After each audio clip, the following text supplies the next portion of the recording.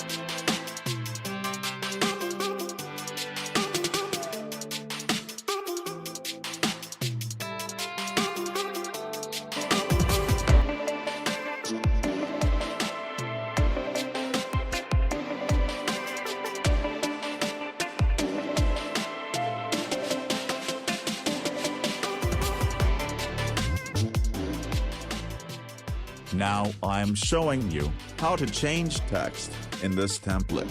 Just double click in this text composition and you can see this. Now you can input your text.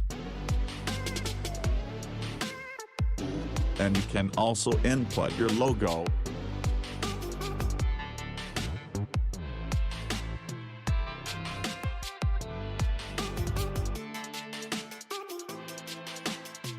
Now I'm changing this logo color.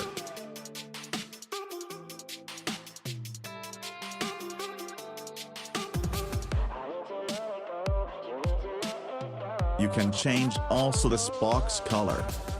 Just click this control layer. Now you can change this box color and many more. Those who have understood, I hope you can easily understand the latter.